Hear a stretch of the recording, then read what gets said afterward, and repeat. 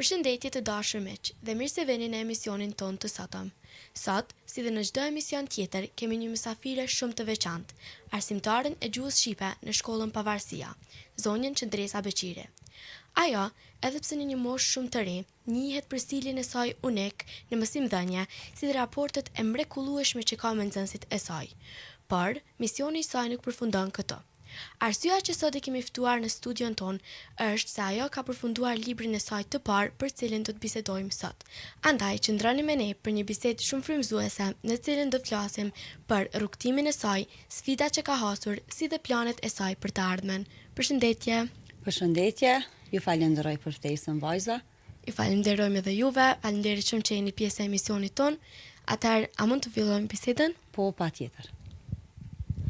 Çfarë ju inspiroi të filloni të shkruanin këtë libër? Atëherë, inspirimi ka filluar prej asaj forcës së brendshme që vargjet e mia do të jenë të bashkuara në një libër të vetëm. Ka qenë ajo forca e brendshme ku deri vonë s'kisha guximin ta ndaja me të tjerët dhe i mbaja vetëm për vete. Mirë po, besoj tani është ajo koha e duhur që Qëndresa të jetë një shembull i shkrimit, qoftë në poezi, qoftë në aspektin e mësimdhënies. Cili zhanër i përket librit që po shkruani? Libri im i parë i takon zhanrit lirik, pra është një përmbledhje e ciklit të poezive, të cilat trajtojnë aspektin social dhe atë të dashurisë. Sa kohë ka marrë të shkruani këtë libër? Përfundimi i librit ka qenë një kohë kogja e gjatë, mirë po në mënyrë intenzive. Ka pas ditë të tëra që kam shkrujt, mirë po kanë qenë edhe ato ditët ku ndoshta më është dashur vetëm 1 minutë i vetëm dhe të shkruhet një faqe e tërë. Pra një punë intenzive, e gjatë, mirë po shumë dashuri, shumë emocion brenda saj. Cilat janë sfidat që keni hasur gjatë procesit të shkrimit? Si çdo libër, edhe ky libër, edhe gjithë të tjerët kanë sfida të ndryshme të shkrimit, mirë po sfida më e madhe imja ka qenë ajo me paraqitje lexuesi, sa mirë e mirëpret ndoshta ai, sa kuptohet ajo bota e brendshme ku secila poezi përcjell një mesazh, përcjell në ndjenjë apo një emocion. A shkruani çdo ditë apo vetëm kur ndjeni të frymëzuar? Shkrimet e mia janë intenzive. Nuk ka ditë caktuar që unë vendosi të shkruaj, është një moment kur vjen një muzë dhe unë shkruaj 2 vargje apo 3, mirë po ka edhe net të tjera ose ditë të shumta ku unë nuk e gjej veten brenda asnjë vargu të vetëm, pra është diçka që ndodh në mënyrë spontane. Cili është lexuesi që e keni menduar kur e keni nisur këtë libër? Lexuesi është ai që e don poezinë, është ai që e don të bukurën, e don artin, e don fuqinë e fjalës së bukur shqipe. A ka qenë dikush që ju ka inkurajuar ta publikoni librin? Kanë qenë shumë të tillë. Mund t'i quaj personat më frymëzues në botimin e këtij libri. Kanë qenë ata persona që e kanë pa me një sy tjetër krijimtarinë time, ku në poezi t'i mbaja vetëm për vete dhe s'kisha guxim t'i ndaja me të tjerët, mirë po miqtë e mi të afërt dhe familjarët kanë pa që Qëndresa mund të arrijë më tepër, jo thjesht një mësimdhënëse me ditar në dorë, t'u jap dije fëmijëve, mirë po jam edhe ai shpirti artistik që mund t'u jap përtej asaj, do thotë një poezi të bukur, një ndjenjë sublime. Cila është njësia që njëkohësisht të jesh arsimtare dhe shkrimtare? Sa pyetje e mirë.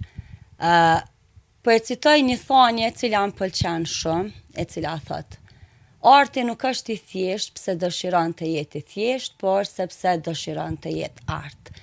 Pse po e citoj? Sepse edhe mësimdhënia shikuar në aspektin e përgjithshëm duket diçka shumë e thjeshtë. Mirë po nëse ne zhytemi thellë brenda saj, atëherë kuptojmë madhështinë.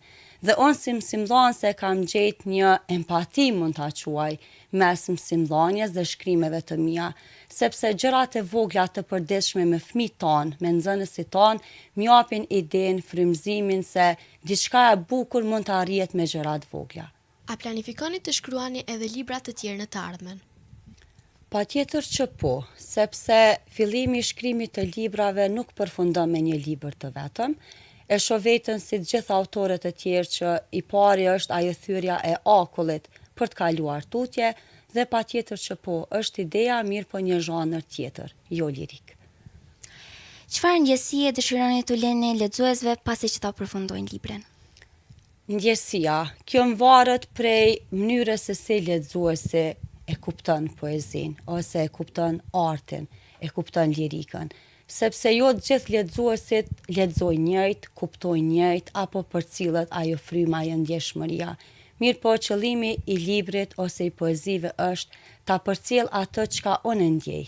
Jo ndoshta në formën më të saktë, se si autori i shpreh ndjenjat, mendimet apo emocionet, mirë po se cili ta gjej veten brenda atij boshllëkut apo asaj dashurisë së madhe që njeriu ka për veten, pastaj edhe për të tjerët. A mund të ndoni me neve një poezi të librit me kolegët ose nxënësit për sugjerime? Po e ndaj një informat me juve dhe me dëgjuesit e emisionit. Këtë kohën e fundit, poezia ime, që është pjesë e librit tim të parë, është përzgjedhur në mesin e 21 poezive më të mira në trojën shqiptare në festivalin e poezive. Ky festival quhet Takimet e poeteshave shqiptare dhe është edicioni 43, i cili do të mbahet në qytetin e Vushtrisë dhe me kënaqësinë më të madhe do ta lexoj për ju. Poezia titullohet Hije e zë gruaje. Si malsorja që mbështjell bukën me gazetë. Pa krip në gjep, nisja rrugët. Si malsorja që jepët rrugës jo për të arritur, por për të mos qëndruar. Rrugët më kanë njohur më parë se njerëzit. Më kanë parë kur flisja me veten, kur qeshja kot, kur mbaja lotin si qymyr në gjep, që të mos ndizej para të tjerve. Kanë folur me pemët, me qatit e shtëpive që thërasin, me qend e ndacak që ndjekin hijen time në për rrugicat e qytetit. Po, unë jam njeriu që nuk bën zhurmë kur dhemb, vetëm hesht, si toka kur e shkelin, por pastaj qel një lule. Falënderit. Shumë poezi, shumë bukur. Atëherë, vazhdo me pyetjen tjetër. Çfarë do dëshironi që lexuesit të mbanin mend kur lexojnë veprën tuaj? Gjithmonë është një mesazh për lexuesin. Mirë po, mesazhi më i mirë besoj se cilit prej nesh është që dikush ta gjej aty këto veten brenda vargjeve. Dikush ta gjej veten të ajo thirrja, të humbja, të mungesa, të boshllëku. Mirë po, ideja është që ne të ndihemi njerëz me vlerë. Ne të kemi paqe me veten dhe kur jemi në paqe me veten, ne jemi edhe me të tjerët. E përmendët më parë që poezia juaj është shpallur ndër poezitë më të mira në festivalin Takimet e poeteshave shqiptare në edicionin e 43, si jeni ndjerë kur keni marrë këtë lajm? Them të drejtën, ishte pak befasuese. Ishte hera ime e parë që marr pjesë në një festival të tillë, ku numri i konkurrentëve, sepse gjitha jemi gra, do të thotë zëri ynë i fuqishëm i grave shqiptare, dhe me herë të parë të jem finaliste. Me të vërtet ka qenë një ndjenjë shumë e mirë, jam ndje e vlerësume. Andaj, falenderoj të gjithë pjesëtarët e atij komisioni që poezia ime është zgjedhur në mesin e 21 më të mirave. Cili është mesazhi juaj për të gjithë shikuesit e sotëm? Mesazhi për gjithë fëmijët cilët po na ndëgjojnë, mirë po edhe për të tjerët është mos ndalemi asnjëherë së ndruari, sepse bota jonë dhe bota juaj e fëmijëve nuk mbaron këtu. Pra, çdo ëndër e madhe fillon me një ëndrimtar dhe koha për ëndra është tani, është sot. A mund të na tregoni edhe emrin e librit tuaj? Atëherë, emri i librit është hera e parë që po e potencoj diku se si titullohet libri. Them të drejtën, nuk e kam ndarë as me miq të tjerë me cilët punoj, bashkëpunoj, thjesht me atë stafin e ngushtë të publikimit të librit.